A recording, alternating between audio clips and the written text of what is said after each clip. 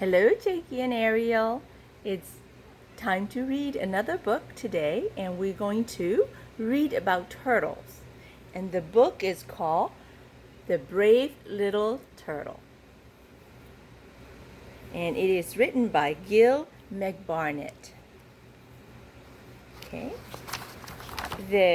This is a story about a brave little turtle called Nonny, who lives in the sparkling blue ocean around the Hawaiian Islands. Nonny was not always brave. In fact, she used to be very timid until something happened that made her the bravest turtle ever. But let's begin at the beginning. One day not very long ago, Nonny the turtle hatched out of her egg. Her egg was one of many that her mother had buried in the soft, warm sand. She peeped shyly out and was pushed aside by the other little turtles as they scrambled out of the nest. One of them stood near her, stretching his tiny flippers and snapping his little beak. "What are you waiting for?" he chirped. "Come on, I'll race you to the ocean." From that moment on, Nonny and Lono were best friends. Here you go. There's Nonny and Lono running to the ocean. Nonny was as timid and careful as Lono was bold and carefree. His boldness helped them as they scrambled down to the ocean. Big birds tried to pick them up with their sharp black beaks. Nonny froze in terror, but Lono called to her to follow him. Together they dodged the sharp beaks and claws by hiding under bits of seaweed, stones, or chunks of coral. Safe at last, they made it to the waves that washed the beach. Flicking their little flippers, Nonny and Lono were soon speeding away through the warm blue ocean. There you go. There they are.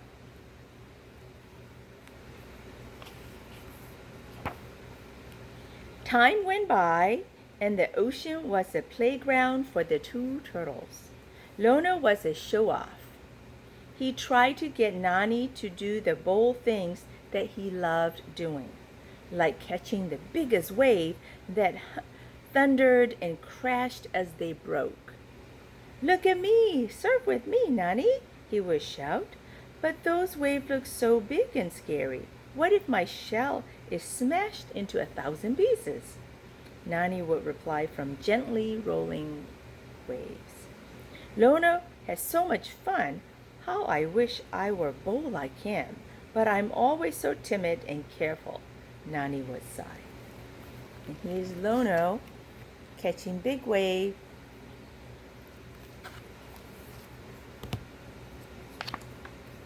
"Let's explore this cave, Nonny," Lono would say. "Maybe we will find some treasure hidden in the shadows." "Those shadows make me shiver. I love to find treasure, Lono, but what if we only find sharks?" Nonny would reply, trying not to tremble at the thought of hungry sharks hiding in the shadows. "How I wish I were brave, but I get so scared," Nonny would sigh. So here's the shark that she was imagining, that she was afraid that she might run into in the cave. Lono was such a daredevil. Sometimes he would dive down into the deep, dark ocean where only strange creatures live. He would go with Kona, the baby sperm whale, and would call back to Nonny to join them. He is the sperm whale. "How I wish I were brave enough to follow you, but it looks so dark and cold down there. What if it has become so dark that I cannot see? What if I run out of air? Nonny would say. Lono loved excitement. He never stopped to think about danger, and he always teased Nonny about being so careful. And so it was, one sunny day, the two turtles saw a red boat not far away from where they were playing. Lono immediately wanted to get a closer look. Stay away, said Nonny. Don't you remember Grandpa Turtle's warning? Boats carry humans, and humans bring danger to turtles. Oh, Nonny, you're scared of everything, said Lono. If you're not brave enough to come with me, I will go alone. And with that, he swam up to the boat. The humans were throwing trash into the ocean. Always curious, Lono swam through what he thought was a strange new type of seaweed. He glided gleefully through the discarded fishing line, net, and other plastic trash. And when he surfaced, some of the trash hung like an untidy necklace around his neck. What is that? Called Nonny. Come here so I can bite it off. It's nothing to fuss about, laughed Lono. By tomorrow it will have fallen off. So here's the red boat they saw that Lono went near, and then there he is, this plastic necklace that he has come attached to him around his neck. I think this is one of those like soda can carrier that you get when you buy soda. By tomorrow came and went. The plastic necklace did not fall off. The next day and the day after that came and went, but still the necklace did not fall off. By now, Lono's neck was beginning to swell, and the necklace was becoming tight and uncomfortable on his neck. Nonny tried to bite it off with her sharp beak, but the plastic was so strong, she wasn't even able to make a tiny dent in it. Here, I'll pull it off easily with my strong arms, said Taco the octopus confidently. But no matter how he pulled and pulled with all 8 powerful arms, the octopus was not able to remove the necklace. So there you go, octopus trying to remove the necklace and it wouldn't come off. A passing group of butterfly fish asked if they could help. Don't worry, Lono, we'll each take it in turn to nibble away at the necklace. And in no time you'll be free again. They were joined by the rainbow Rossi family, the bull Humu Humu, and Pikaki the parrotfish. But although all the fish nibbled and nibbled for a very long time, none of them were able to remove the necklace.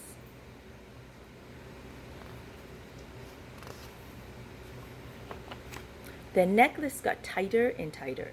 It was becoming difficult for Lono to breathe properly or swallow his food, so he became weaker and weaker. Nonny did everything he could to help Lono. He asked Hoku the swordfish to break the necklace off Lono's neck. But no matter how hard Hoku tried to snap it off, the plastic necklace was much too strong, even for Hoku's powerful sword. See? The swordfish trying to break it off, and it won't work either. Leilani, the sea anemone, and her sister offered to help. We will use the strong juices we use to break down our food to break the necklace, Leilani said. The anemone wrapped their tiny tentacles around the necklace and squirted with their strong juices, but the juices were not powerful enough to break the necklace. And there you go. Anemone, they're trying to help, and it wouldn't work either. Kelela, the eel with his strong jaws, also tried to help.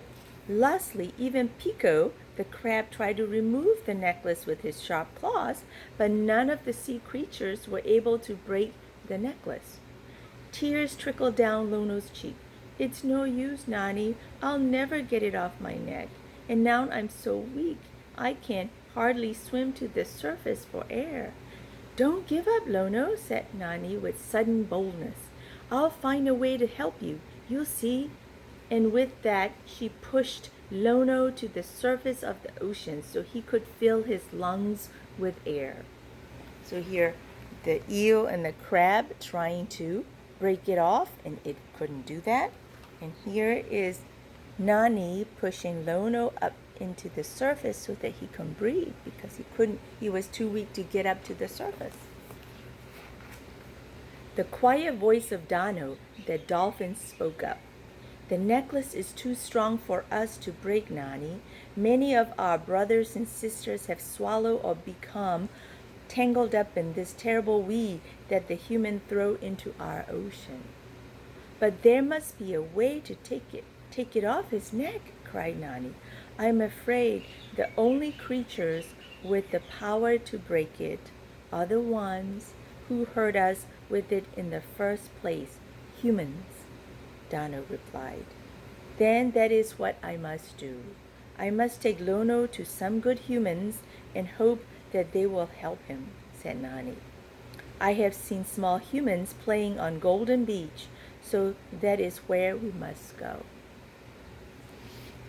So here is Dano the dolphin. No, no, I don't want to go, said Lono in a feeble and frightened voice. The humans have already hurt me. I don't want them to hurt me even more. It's a risk we must take, Lono, because although it is their trash that is hurting you, they're the only ones with the power to free you of it, said Nonny.